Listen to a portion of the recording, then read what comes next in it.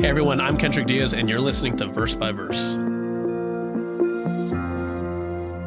Pretty much everyone has had the privilege of being invited to an event before, whether it be a wedding, or a conference, or a meeting, or a graduation. But nothing we've ever been invited to holds a candle to God's invitation to us. God has invited us to a wedding, our own wedding to Jesus Christ.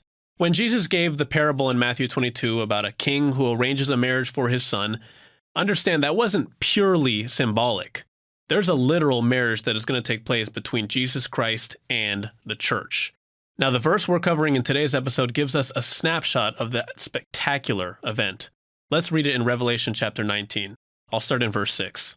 John says, "And I heard, as it were, the voice of a great multitude, as the sound of many waters and as the sound of mighty thunderings, saying, Alleluia, for the Lord God omnipotent reigns. Let us be glad and rejoice and give him glory, for the marriage of the Lamb has come, and his wife has made herself ready.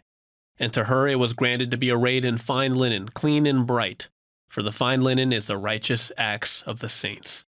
This verse is a description of the long-anticipated marriage of Christ to his church. Thousands of years in the making, by the way, but it finally happens at this time. Righteous Abel will be there, Noah, the patriarchs, Moses, David, the apostles, all of Jesus' true disciples down through time. How about you? Well, that depends on whether you're part of the church who accepts the invitation and makes herself ready. Now, we do have a booklet that we offer completely free of charge that discusses the true church of God at length.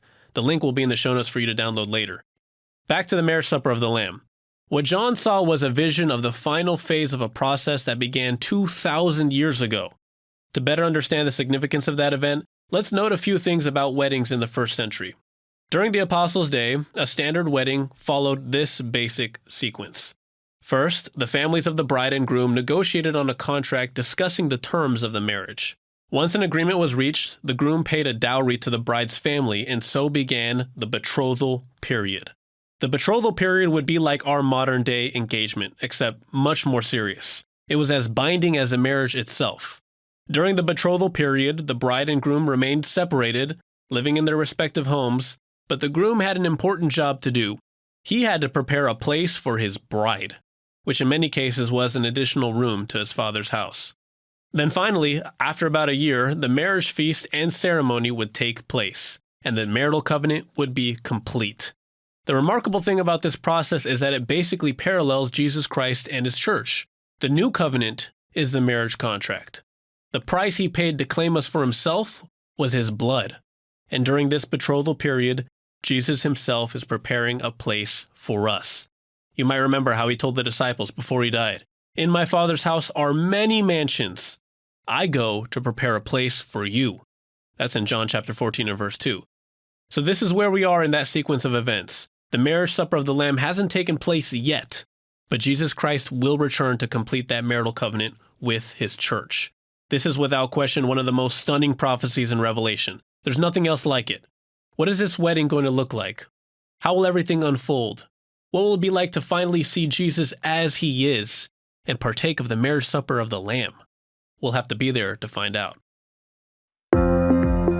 Verse by Verse is a companion podcast to the Daily Bible Verse blog, which you can find on the Life, Hope, and Truth Learning Center. Check out the show notes for more.